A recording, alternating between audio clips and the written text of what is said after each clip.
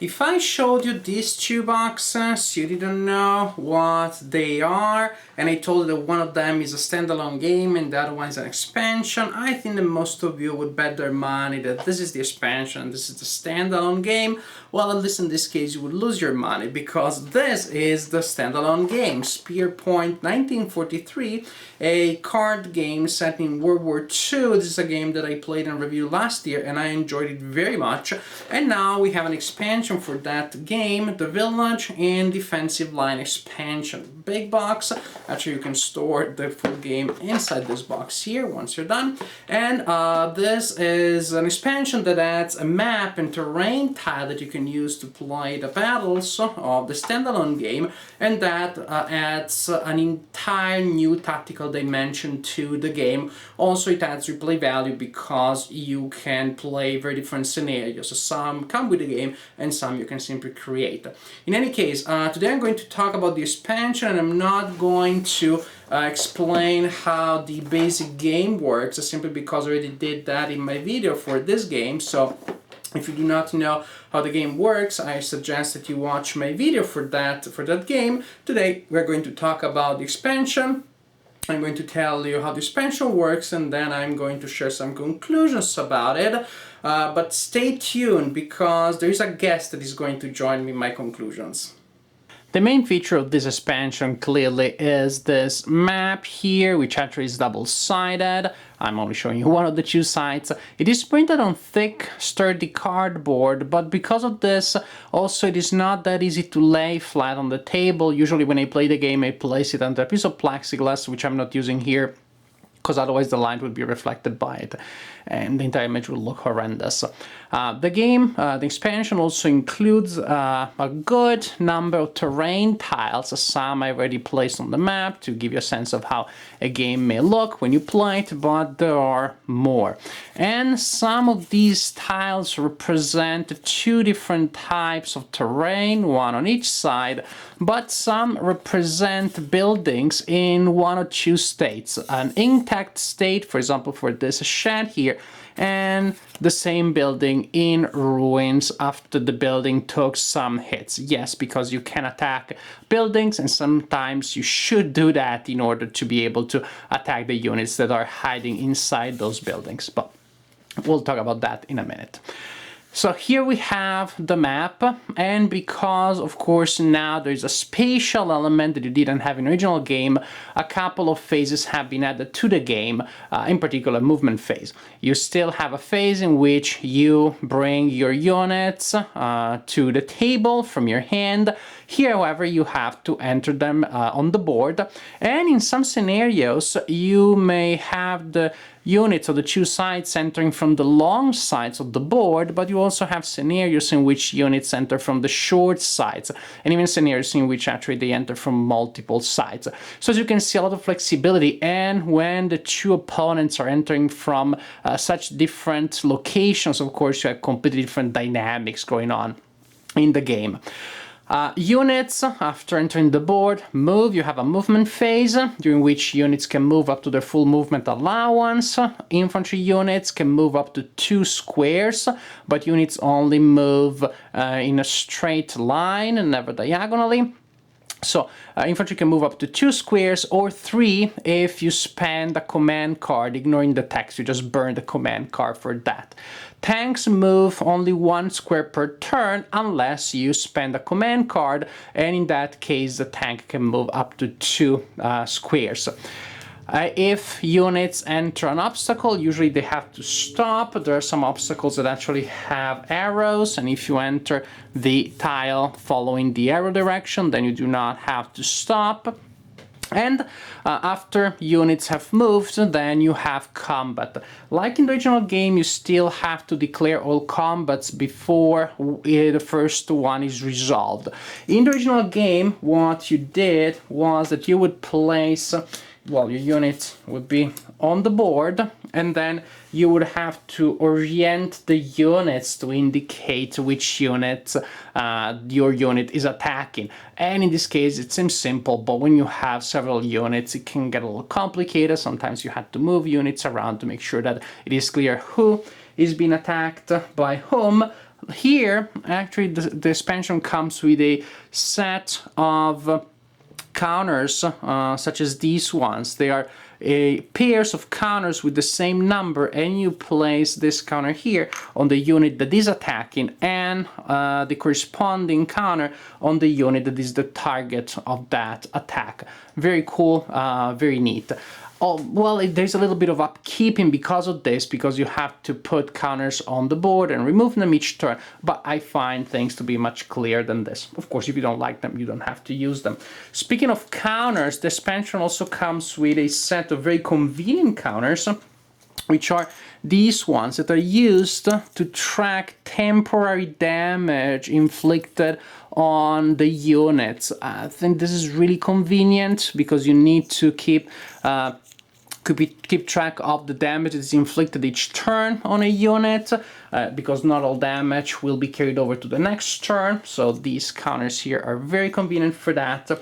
Other things about movement in combat, actually, there's a special type of combat here, which is called raid, and it happens when an infantry unit enters a building that is defended by an enemy unit.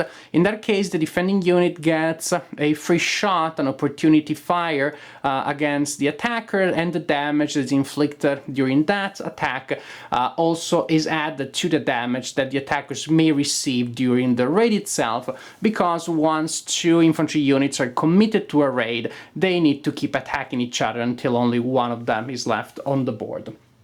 Combat is resolved normally in terms of the dice that you roll, and you have to roll against the armor of the opponent, or better, the capability of your unit to penetrate the armor of the opponent. But very interesting here is also that you have line of sight, and terrain, of course, blocks line of sight. What kind of terrain would that be otherwise? But there are some interesting things. Terrain may have red edges, or part of the edges may be highlighted in red. That means that that part of the edge blocks line of sight from the outside of the tile into the tile, so for units that are firing into, but also from units that are inside the tile and are firing outside.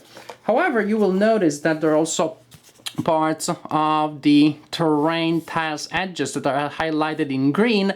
These lines block line of sight for units that are firing from the outside of the tile into the tile, but they do not block line of sight for units in the tile firing outside of the tile. And of course, edges that are not highlighted in any color can be fired through from both directions. But I like this very much. Asymmetrical line of sight is a concept that several games have, but usually it requires some procedures. You have to keep track of things, count distance, etc., etc., etc. Here it is very simple and very elegant. Simply the color tells you if a certain part of the edge is impassable to all line of sights, or if it is a line of sight that actually is blocked only for one of the opponents. I like this very, very much.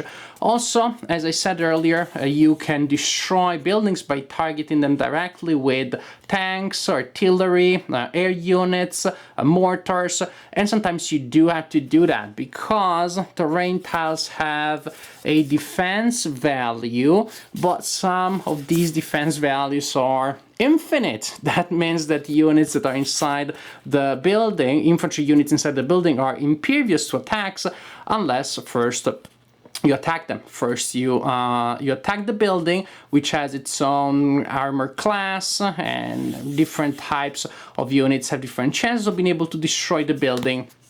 And of course, if you're successful, then it is much easier to attack the units that are inside. Also, when you destroy a building and a unit is inside, you may be able to inflict damage on the unit itself. This is pretty much the main idea.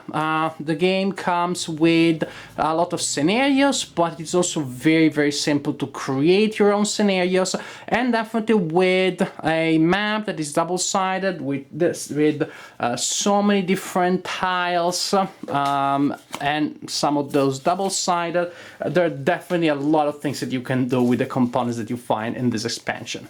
Today Luisa is going to be my little guest in my conclusions. She really wanted to be in this video because she loves the game. She's like, Daddy, I love the original game, Spearpoint, but this new expansion is just something else. This is the new level. And I would say, Luisa, you're right. You're 4 months old, but you already get it. You already understand game design. Very good.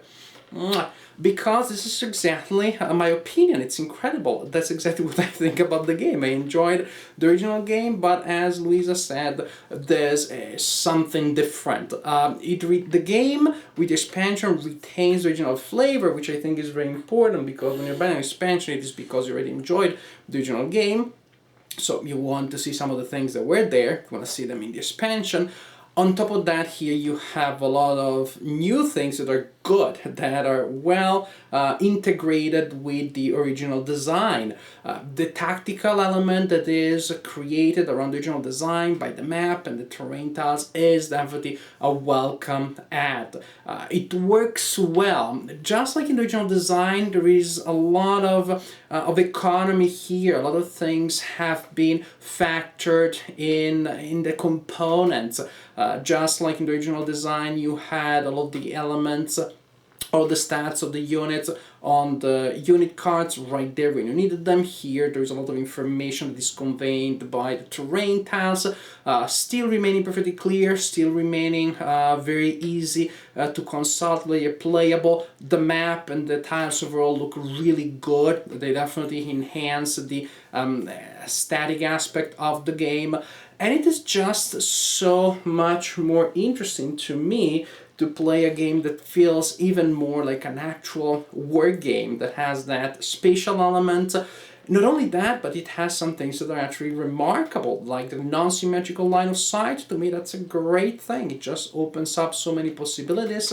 And on top of that, you have a map that will dramatically change, or may dramatically change throughout the game when buildings are destroyed, and then the entire dynamics on the map change accordingly. You have the tactical games in which you can destroy things, you replace terrain with rubbles, and you place rubble markers and things like that. Usually it is more complicated than you have here. Here it is just handled very smoothly, very intuitively. The entire package, base game plus expansion, really works well. It feels seamless. And there's just, I think, a great synergy between the two sets.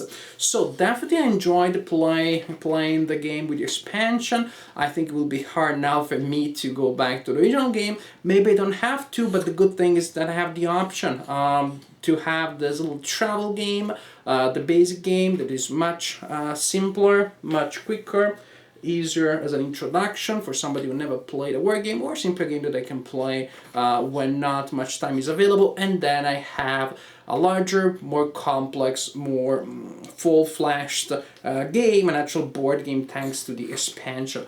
And the expansion really has a huge replay value with all the scenarios that you can play and create. On top of that, you have the replay value that already was to be found in the original game, thanks to the fact that you could select different units from game to game. Then you really have a set here that you can play for a long time and that you can get a lot out of. So, I already like the original Spearpoint. I'm really happy about this expansion. I think that if you enjoyed the original game, you owe it to yourself to now play it with the new expansion.